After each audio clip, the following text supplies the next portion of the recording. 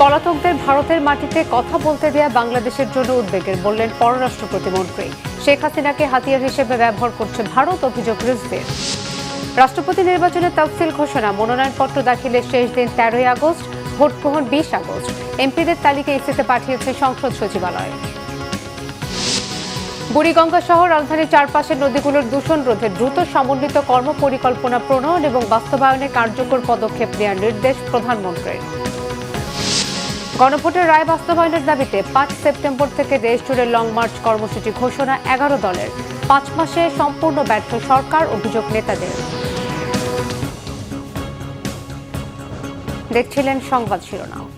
বাংলাদেশ ভারত সম্পর্ক, সীমান্ত পরিস্থিতি এবং দুই দেশের কূটনৈতিক যোগাযোগ নিয়ে আবারও আলোচনা শুরু হয়েছে।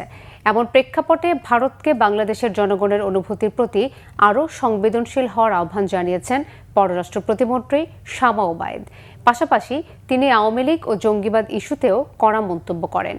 ব্রিক্স সম্মেলনে প্রধানমন্ত্রীর অংশগ্রহণ প্রসঙ্গে প্রতিমন্ত্রী বলেন, এটি সম্পূর্ণ প্রধানমন্ত্রীর ব্যস্ততা ও সিদ্ধান্তের উপর নির্ভর করছে।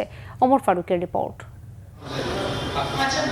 ভারতের সঙ্গে কূটনৈতিক সম্পর্ক নিয়ে বৃহস্পতিবার পররাষ্ট্র মন্ত্রণালয়ে সাংবাদিকদের সাথে কথা বলেন প্রতিমন্ত্রী শামা ওবায়েদ। বাংলাদেশ কূটনৈতিক ভাষায় প্রয়োজনীয় বার্তাই ভারতের কাছেই পৌঁছে দিয়েছে বলে জানিয়েছেন প্রতিমন্ত্রী। তবে ভবিষ্যতে দুই দেশের সম্পর্ক কোন দিকে যাবে তা নিয়ে সাধারণ মানুষের মধ্যে উদ্বেগ তৈরি হয়েছে বলেও জানান তিনি। আমরা আলোচনা করতে চাই এবং সেইটির সিদ্ধান্তটা ভারতকে এখন নিতে হবে যে তারা এই স্বৈরাচারী ফ্যাসিবাদী যারা সাজাপ্রাপ্ত তাদের ভারতের মাটির তারা প্রথম কথা আশ্রয় নিয়ে আছে এবং তারপরে সেই বক্তব্যগুলো তারা এখনো তারা কন্টিনিউ করতে দিবে কিনা, অ্যালাউ করবে কিনা, সেই সিদ্ধান্তটা ভারতকে নিতে হবে। জঙ্গিবাদ প্রসঙ্গে আওয়ামী লীগের সমালোচনা করে প্রতিমন্ত্রী বলেন, জঙ্গিদের তত্ত্ব আওয়ামী লীগের পুরনো রাজনৈতিক কৌশল। তার দাবি, বাংলাদেশে জঙ্গিবাদের প্রশ্নই ওঠে না। জঙ্গিবাদের তত্ত্বটা আওয়ামী লীগের পুরনো নোংরা পলিটিক্স, এটাই তারা এখন বিদেশে মাটিতে বসে আবার নতুন করে করার চেষ্টা করছে। সেটা এখন ভারত অ্যালাউ করবে কি করবে না, আবারও আমি বলতে চাই, আই রিপিট, সেটা ভারত সরকারকে সিদ্ধান্ত নিতে হবে। কোনোভাবেই জঙ্গিবাদের কোনো প্রশ্নই ওঠে না। এটা আওয়ামী লীগের পুরনো তত্ত্ব, আন্তর্জাতিক মহলে অ্যাটেনশন পাওয়ার জন্য এটা করা হচ্ছে। প্রতিমন্ত্রী বলেন, ভারতের মাটিতে বাংলাদেশ বিরোধী ষড়যন্ত্রমূলক কর্মকাণ্ড চলতে থাকলে তা উদ্বেগের কারণ হয়ে দাঁড়াবে। এ ধরনের কার্যক্রম বন্ধে ভারতকে প্রয়োজনীয় পদক্ষেপ নেওয়ার আহ্বান জানান তিনি। ভারতের মাটিতে বসে স্বৈরাচারী ফ্যাসিবাদী সাজাপ্রাপ্ত আওয়ামী লীগের লোকজন এবং আওয়ামী লীগের প্রধান যদি এই ধরনের ষড়যন্ত্রমূলক কাজকর্ম চালিয়ে যেতে থাকে এবং সেটা যদি ভারত সরকার এখনই বন্ধ না করে, এই মুহূর্তে বন্ধ না করে, তাহলে অবশ্যই সেটা বাংলাদেশের জনগণের জন্য একটা উদ্বেগের জায়গা তৈরি করে। বাংলাদেশের মানুষের অনুভূতিতে আঘাত করে যেসব বিষয়, সেসব ক্ষেত্রে ভারতকে আরও সংবেদনশীল হওয়ার আহ্বান জানান তিনি। ওমর ফারুক, বাংলাভিশন, ঢাকা। প্রধানমন্ত্রীর উপদেষ্টা ও বিএনপির সিনিয়র যুগ্ম মহাসচিব রুহুল কবির রিজভী বলেছেন, ভারত আবারও শেখ হাসিনাকে হাতিয়ার হিসেবে ব্যবহার করছে। আর মুক্তিযুদ্ধ বিষয়ক প্রতিমন্ত্রী ইশরাক হোসেন বলেছেন, জুলাই যোদ্ধা পরিচয়ে একটি দল রাজনীতির দোকান খুলে বসেছে। অন্তর্বর্তী সরকারের সময় ভোগ করা ক্ষমতা হারিয়ে তারা পাগল প্রায়। আহমেদ সরোয়ারের রিপোর্ট। জুলাই আগস্ট গণ অভ্যুত্থানের দ্বিতীয় বর্ষপূর্তিতে বৃহস্পতিবার জাতীয় প্রেস ক্লাবে শহীদ পরিবারের মাঝে অনুদান বিতরণ অনুষ্ঠানের আয়োজন করে শহীদ জুলাই স্মৃতি সংসদ।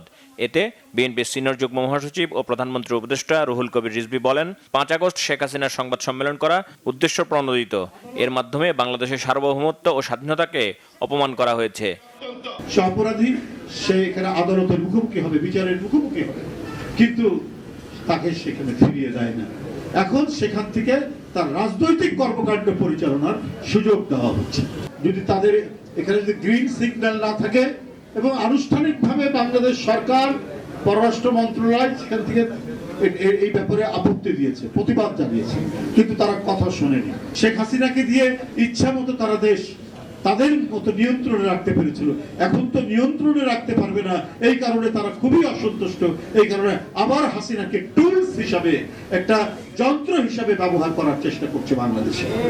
অনুষ্ঠানে মুক্তিযুদ্ধ বিষয়ক প্রতিমন্ত্রী ইশরাক হোসেন অভিযোগ করেন, জুলাই গণ অভ্যুত্থান দিবসের রাষ্ট্রীয় অনুষ্ঠানে ন্যাক্কারজনকভাবে কিছু ব্যক্তি ঝামেলা করার চেষ্টা করে। ক্ষুদ্র স্বার্থে তারা কূটনীতিকদের সামনে দেশকে ছোট করেছে। সেখানে যে প্রদর্শনীটি করা হয়েছিল তথ্যচিত্র, সেটা কয়েক মিনিটের এবং সেই অনুষ্ঠানটিকে কেন্দ্র করে এটা কোনো ইতিহাসকে লিপিবদ্ধ করা হচ্ছিল না।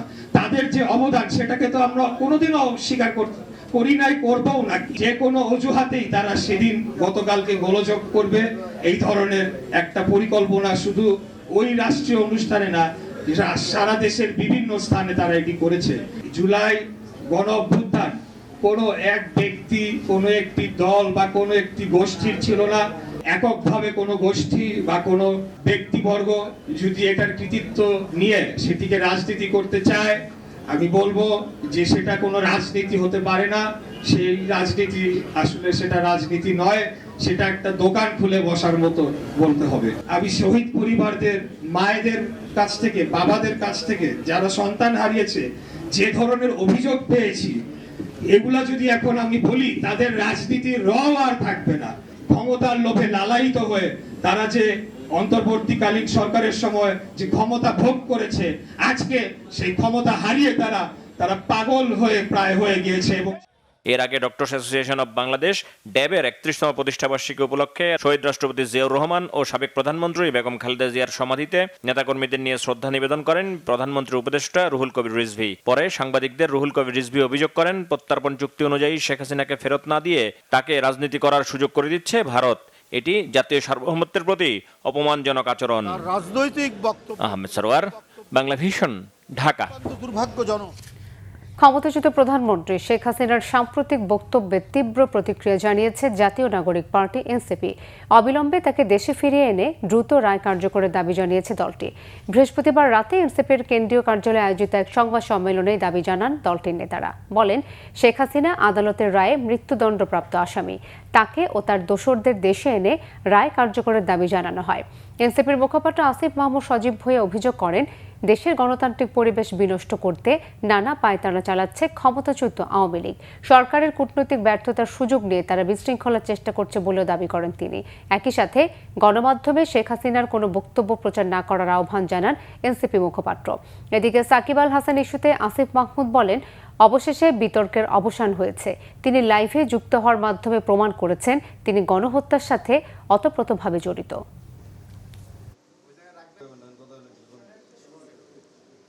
প্রথমে যদিও শুনেছিলাম যে তিনি ব্যক্তিগতভাবে আসবেন, পরে শুনলাম অনলাইনে আসবেন, তারপরে আমরা দেখলাম যে চেহারাও দেখানো হলো না, ভয়েস আসলো। এখন ভয়েস কি আসলে মানে যখন কেউ পার্সোনালি অ্যাপেয়ার করছে না এবং ভিডিওতেও আসছে না, তখন তো সন্দেহ জাগেই যে আসলে কি বেঁচে আছে নাকি মারা গেছে, নাকি ওইটা AI generated audio. Shakib Al Hasan, তাকেও আমরা দেখলাম স্পষ্টভাবে তিনি সেই সম্মেলনে অংশগ্রহণ করেছেন এবং তিনি ওতপ্রোতভাবে এই গণহত্যাকারীদের সাথে জড়িত এবং সামনের দিনেও জড়িত থাকার ইন্টেনশন রাখেন, এটা ক্লিয়ারলি বোঝা গেছে। দেশের 23তম রাষ্ট্রপতি নির্বাচনের তফসিল ঘোষণা করেছে নির্বাচন কমিশন। ঘোষিত তফসিল অনুযায়ী রাষ্ট্রপতি নির্বাচনের ভোট গ্রহণ আগামী 20 আগস্ট। বৃহস্পতিবার নির্বাচন কমিশন সচিবালয়ে সংবাদ সম্মেলনে এই তথ্য জানান ইসি সচিবালয়ের সিনিয়র সচিব আখতার আহমেদ। তিনি জানান, রাষ্ট্রপতি নির্বাচনে অংশ নিতে আগ্রহী প্রার্থীদের 13 আগস্ট পর্যন্ত মনোনয়নপত্র জমা দেওয়ার সুযোগ থাকবে। 16 আগস্ট মনোনয়নপত্র যাচাই বাছাই অনুষ্ঠিত হবে। 18 আগস্ট পর্যন্ত প্রার্থিতা প্রত্যাহার করা যাবে। আখতার আহমেদ বলেন, নতুন রাষ্ট্রপতি নির্বাচনের জন্য জাতীয় সংসদ সচিবালয় থেকে ভোটার তালিকা নির্বাচন কমিশনের কাছে পাঠানো হয়েছে। সেই তালিকার ভিত্তিতেই নির্বাচন হবে। সংবিধান অনুযায়ী রাষ্ট্রপতি নির্বাচনে কেবল জাতীয় সংসদের সদস্যরাই ভোটার হিসেবে অংশ নেন। ফলে সংসদ সদস্যদের তালিকা নিয়ে চূড়ান্ত ভোটার তালিকা প্রকাশ করবে নির্বাচন কমিশন। গত 24 জুলাই বাংলাদেশের 22তম রাষ্ট্রপতি মোহাম্মদ শাহাবুদ্দিন পদত্যাগ করেন। রাষ্ট্রপতির দায়িত্ব নেন জাতীয় সংসদের স্পিকার হাফিজউদ্দিন আহমদ।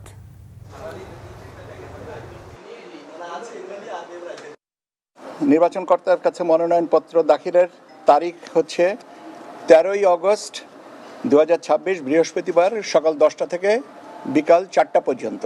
মনোনয়নপত্র পরীক্ষার তারিখ হচ্ছে 16 আগস্ট। প্রার্থিতা প্রত্যাহারের শেষ তারিখ হচ্ছে 18 আগস্ট মঙ্গলবার বিকাল 4টা পর্যন্ত সময়। আর ভোট গ্রহণের তারিখ ও সময় হচ্ছে 20 আগস্ট বৃহস্পতিবার অপরাহ্ন 2টা থেকে বিকাল 5টা পর্যন্ত। বুড়িগঙ্গা সহ রাজধানী ঢাকার চারপাশের নদীগুলোর দূষণ রোধে দ্রুত একটি সমন্বিত কর্মপরিকল্পনা প্রণয়ন এবং তা বাস্তবায়নে কার্যকর পদক্ষেপ নেওয়ার নির্দেশ দিয়েছেন প্রধানমন্ত্রী তারেক রহমান। শিল্প কারখানার অপরিশোধিত বর্জ্য নদীতে নিঃসরণ ও অপর্যাপ্ত পয় নিষ্কাশন বন্ধ, ড্রেনেজ ব্যবস্থা, খালগুলোর নাব্যতা হ্রাস এবং কঠিন বর্জ্য ব্যবস্থাপনার নির্দেশনাও দেওয়া হয়েছে। রিপোর্ট করছেন সিকান্দার রেমান। বুড়িগঙ্গা, তুরাগ, বালু, শীতলক্ষ্যা এবং রাজধানী সংলগ্ন অন্যান্য নদীর বর্তমান পরিবেশগত অবস্থা, দূষণের উৎস, বিদ্যমান চ্যালেঞ্জ এবং দীর্ঘমেয়াদী সমাধানের উপায় নিয়ে বিস্তারিত আলোচনা হয় বৈঠকে। বিশেষ করে শিল্প কলকারখানায় অপরিশোধিত বর্জ্য নদীতে নিঃসরণ, অপর্যাপ্ত পয় নিষ্কাশন ও ড্রেনেজ ব্যবস্থা, খালগুলোর নাব্যতা হ্রাস এবং কঠিন বর্জ্য ব্যবস্থাপনায় দুর্বলতাকে নদী দূষণের প্রধান কারণ হিসেবে চিহ্নিত করা হয়েছে। এরপর পরই প্রধানমন্ত্রী তারেক রহমানের সভাপতিত্বে নদী ও খালপাড় রক্ষায় বিন্না ঘাসের ব্যবহার নিয়ে একটি সভা অনুষ্ঠিত হয় সচিবালয়ের মন্ত্রিপরিষদ বিভাগে। বৈঠকে বুয়েটের উপাচার্য ও পুরকৌশল বিভাগের শিক্ষক ডক্টর মোহাম্মদ শরীফুল ইসলাম দেশের নদী ও খালপাড়ের ভাঙন রোধ, উপকূলীয় বাঁধ সংরক্ষণ, চরাঞ্চল ও হাওরের সড়কের পাশে কংক্রিটের ব্লক ও জিও ব্লকের পরিবর্তে পরিবেশ বান্ধব ও টেকসই বিন্না ঘাস ব্যবহারের উপর একটি প্রতিবেদন উপস্থাপন করেন। এদিকে প্রধানমন্ত্রীর সঙ্গে সাক্ষাতের মধ্য দিয়ে স্বপ্ন পূরণ হলো রংপুরের গঙ্গাচড়া উপজেলার ৫ম শ্রেণীর শিক্ষার্থী অনুশ্রী রায়ের। গত ১৫ জুলাই বাংলাদেশ চীন মৈত্রী সম্মেলন কেন্দ্রে আয়োজিত জাতীয় প্রাথমিক শিক্ষা পদক ২০২৬ প্রদান অনুষ্ঠানে পদক গ্রহণের সময় অনুশ্রী প্রধানমন্ত্রীর উদ্দেশ্যে তার এক কর্মকর্তার হাতে একটি চিঠি তুলে দেয়। চিঠিতে সঙ্গীত চর্চায় সহযোগিতার জন্য একটি হারমোনিয়াম এবং প্রধানমন্ত্রীর সঙ্গে দেখা করার ইচ্ছার কথা জানায়। মাননীয় প্রধানমন্ত্রী তারেক রহমান স্যার আমাদেরকে পুরস্কার দিয়েছিল, সেই সময় আমি তাকে একটি চিঠি দিয়েছিলাম। তার হাতে দিতে পারিনি, তবে তার সচিবকে দিয়েছিলাম, পার্সোনাল সচিবকে দিয়েছিলাম। আজকে ওনার সঙ্গে যে কথা বলতে পেরেছি, মানে ওনার যে কথা শুনতে পেরেছি, এটাই আমার কাছে অনেক বড়। একই দিনে প্রধানমন্ত্রীর সঙ্গে সাক্ষাৎ করেন তাবিউল ইসলাম রাকিব নামে এক নিরাপত্তা কর্মী। রাকিব রাজধানীর কুড়িল বিশ্ব রোড এলাকায় একটি বেসরকারি ভবনের নিরাপত্তা প্রহরীর কাজ করেন। সিকান্দার রেমান, বাংলা ভিশন, ঢাকা। নৌবাহিনীর সাবেক প্রধান এবং সাবেক যোগাযোগ ও কৃষিমন্ত্রী অবসরপ্রাপ্ত রিয়ার অ্যাডমিরাল মাহবুব আলী খানের ৪২তম শাহাদাত বার্ষিকী ছিল বৃহস্পতিবার। দিনটি উপলক্ষে সকালে তার কবরে শ্রদ্ধা জানিয়েছেন তার কন্যা বিশিষ্ট চিকিৎসক ও সমাজকর্মী ডাক্তার জুবাইদা রহমান ও নাতনি ব্যারিস্টার জাইমা রহমান সহ মরহুমের পরিবারের সদস্যরা। এ সময় মাহবুব আলী খানের রুহের মাগফিরাত এবং দেশ জাতির সমৃদ্ধি কামনায় মোনাজাত করা হয়। পরে বনানী কবরস্থান মসজিদে মিলাদ ও দোয়া মাহফিল অনুষ্ঠিত হয়। এতে পরিবারের সদস্য, নিকটাত্মীয় এবং শুভানুধ্যায়ীরা অংশ নেন। নৌবাহিনীর সাবেক প্রধান রিয়ার অ্যাডমিরাল মাহবুব আলী খান প্রধানমন্ত্রী তারেক রহমানের শ্বশুর।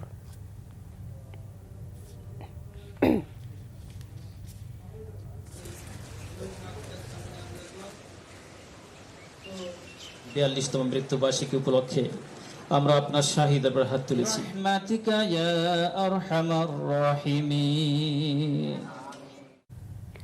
অবসরপ্রাপ্ত রিয়ার অ্যাডমিরাল মাহবুব আলী খানের ৪২তম শাহাদাত বার্ষিকী উপলক্ষে দোয়া মাহফিল ও ইসলামী আলোচনা সভা হয়েছে রাজধানীর ধানমন্ডিতে।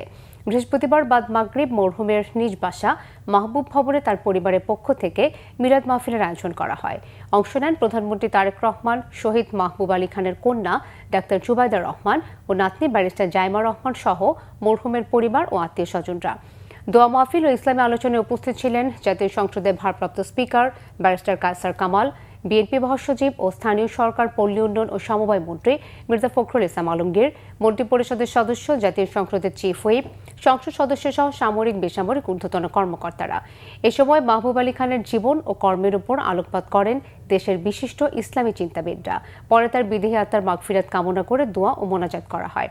একই সাথে শহীদ রাষ্ট্রপতি জিয়াউর রহমান, ৩ বারের সাবেক প্রধানমন্ত্রী বেগম খালেদা জিয়া ও আরাফাত রহমান কোকোর বিদেহী আত্মার মাগফিরাত কামনা করেও মোনাজাত করা হয়।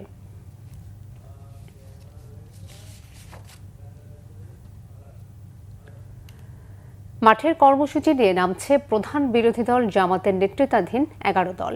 বিদ্যুৎ, গ্যাস সংকট ও নিত্য প্রয়োজনীয় দ্রব্যমূল্য বৃদ্ধির প্রতিবাদে আগামী ৫ সেপ্টেম্বর ঢাকা থেকে চট্টগ্রাম এবং পরবর্তীতে বিভিন্ন জেলায় লং মার্চের ঘোষণা দিয়েছেন জামাতের আমির ও বিরোধী দলীয় নেতা ডাক্তার শফিকুর রহমান।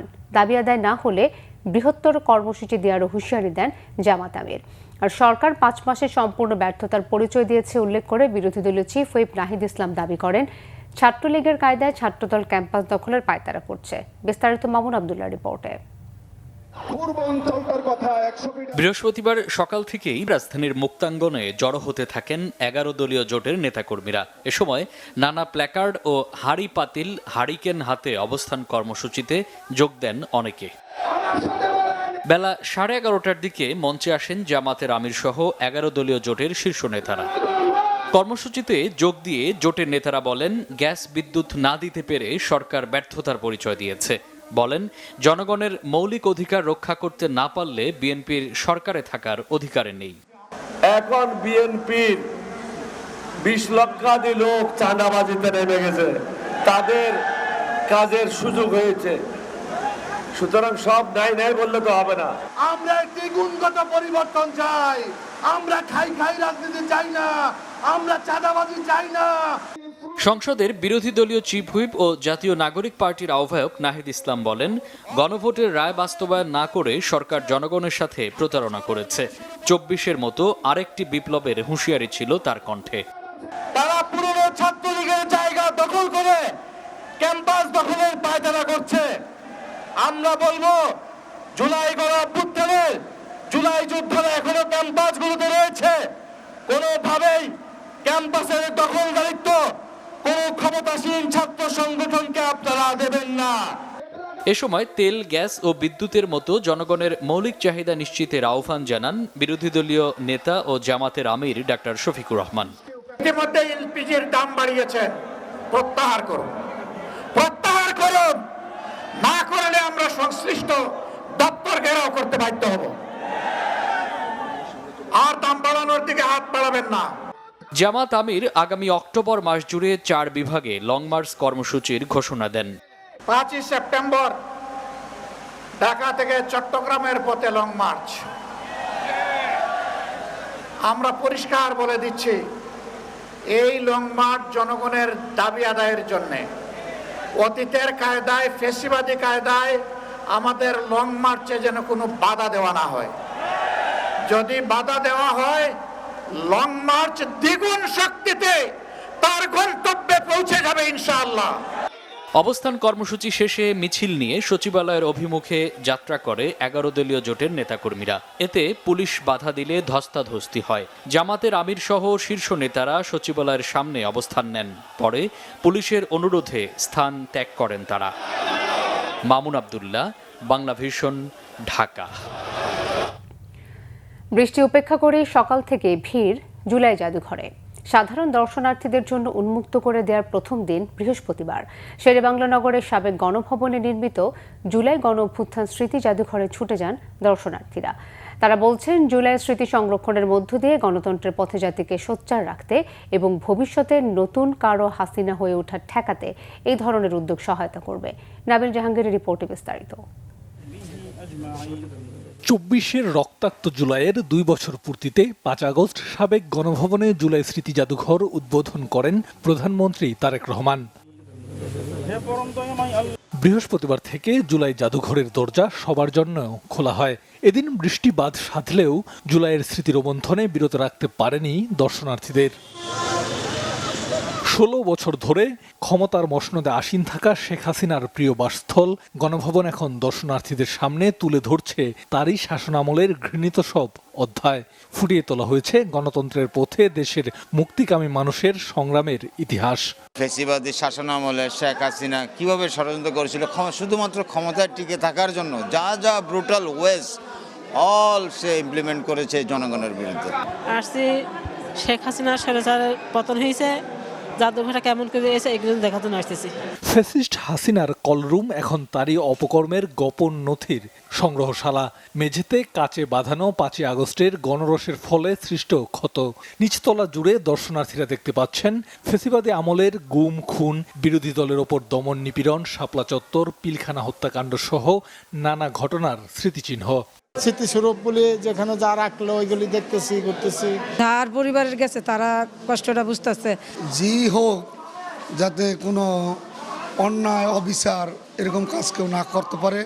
সারা বাংলাদেশের শহীদদের স্মৃতিগুলো কোন জায়গায় কিভাবে আছে এই জিনিসগুলো অনেক দিন যাবৎ দেখার খুব আগ্রহ ছিল। হাসিনার শয়নকক্ষ সাজানো হয়েছে শহীদ আবু সাইদ, ওয়াসিম আকরাম সহ জুলাই শহীদদের জামা কাপড়, জুতা, চশমা আর নানা স্মৃতির স্মারকে। দর্শনার্থীরা বলছেন, শহীদদের এই স্মৃতিচিহ্ন ভবিষ্যৎ প্রজন্মকেও অন্যায়ের বিরুদ্ধে রুখে দাঁড়াতে অনুপ্রাণিত করবে। যেসব যারা শহীদ হয়েছে মাদের কাছে যে আকুল মিনতি করে যে পত্রগুলো লিখছে, এটা আমাদের সকলে দেখা উচিত এবং জানা উচিত। শেখ হাসিনার ফেসিবাদী আচরণের চূড়ান্ত পর্যায়ের চরম পর্যায়ের চিহ্নগুলি এখানে দেখেছি। বৃহস্পতিবার ছাড়া প্রতিদিন 3টি সেশনে সকাল 11টা থেকে সন্ধ্যা 6টা পর্যন্ত সাধারণ দর্শনার্থীরা এটি পরিদর্শন করতে পারবেন। টিকিট কাটা যাবে জাদুঘরে এসে, আছে অনলাইনে টিকিট কাটার ব্যবস্থাও। নাবিল জাহাঙ্গীর, বাংলা ভিশন, ঢাকা। অবশেষে কারিগরি ত্রুটি মেরামত শেষে মহেশখালীর এলএনজি টার্মিনাল থেকে জাতীয় গ্রিডে গ্যাস সরবরাহ শুরু হয়েছে। ফলে এক সপ্তাহ পর পরিস্থিতির উন্নতি হওয়ায় নাগরিক জীবনে ফিরেছে স্বস্তি। কারিগরি ত্রুটি মেরামত শুরুর এক সপ্তাহ পর কক্সবাজারের মহেশখালীতে ভাসমান এলএনজি টার্মিনালের একটি বয়লার বুধবার রাতে চালু হয়েছে। এর মাধ্যমে মহেশখালীর এলএনজি টার্মিনাল থেকে জাতীয় গ্রিডে আবারও গ্যাস সরবরাহ শুরু হয়েছে। কর্ণফুলী গ্যাস ডিস্ট্রিবিউশন কোম্পানি লিমিটেডের ব্যবস্থাপনা পরিচালক প্রকৌশলী মোহাম্মদ সালাউদ্দিন জানান, মহেশখালীর ভাসমান এলএনজি টার্মিনালের একটি বয়লারে দুর্ঘটনা ঘটে। দেশীয় ও বিদেশি প্রকৌশলীদের অক্লান্ত পরিশ্রমে তা মেরামত হয়েছে। এতে গতরাত থেকেই পরিস্থিতির উন্নতি হয়েছে।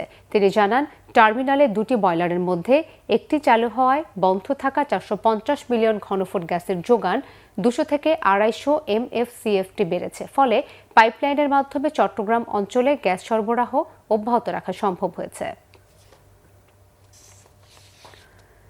2-1 দিনের মধ্যেই দেশে চলমান গ্যাস সরবরাহ সংকট কাটিয়ে পরিস্থিতি স্বাভাবিক হবে, জানিয়েছেন বিদ্যুৎ, জ্বালানি ও খনিজ সম্পদ মন্ত্রী ইকবাল হাসান মাহমুদ।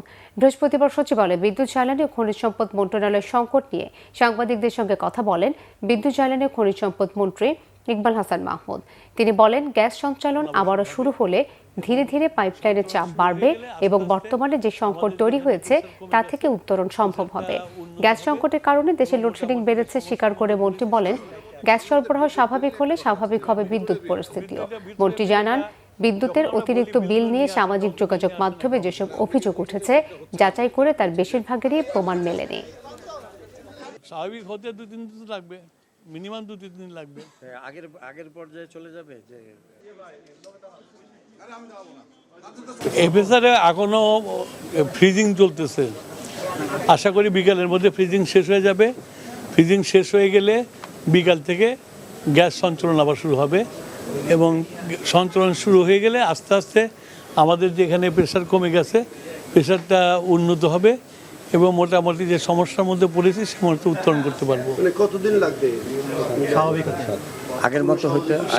স্বাভাবিক হতে 2-3 দিন লাগবে, মিনিমাম 2-3 দিন লাগবে। আগের পর্যায়ে চলে যাবে যে গ্যাস যে অ্যাভেলেবল, এটা বন্ধ হওয়ার আগে যেমন ছিল তেমনই হবে। সংবাদ শেষ করব শিরোনামগুলো আরো একবার জানিয়ে। পলাতকদের ভারতের মাটিতে কথা বলতে দেয়া বাংলাদেশের জন্য উদ্বেগের, বললেন পররাষ্ট্র প্রতিমন্ত্রী। শেখ হাসিনাকে হাতিয়ার হিসেবে ব্যবহার করছে ভারত, অভিযোগ রিজভির। রাষ্ট্রপতি নির্বাচনের তফসিল ঘোষণা, মনোনয়নপত্র দাখিলের শেষ দিন 13ই আগস্ট, ভোট গ্রহণ 20 আগস্ট। এমপিদের তালিকা ইসিতে পাঠিয়েছে সংসদ সচিবালয়। বুড়িগঙ্গা সহ রাজধানীর চারপাশের নদীগুলোর দূষণ রোধে দ্রুত সমন্বিত কর্মপরিকল্পনা প্রণয়ন এবং বাস্তবায়নে কার্যকর পদক্ষেপ নেওয়ার নির্দেশ প্রধানমন্ত্রীর। গণভোটের রায় বাস্তবায়নের দাবিতে 5 সেপ্টেম্বর থেকে দেশজুড়ে লং মার্চ কর্মসূচি ঘোষণা 11 দলের। 5 মাসে সম্পূর্ণ ব্যর্থ সরকার, অভিযোগ নেতাদের। এই ছিল এখনকার মতো। পরের সংবাদ সকাল 7:30টায় দেখার আমন্ত্রণ রইল।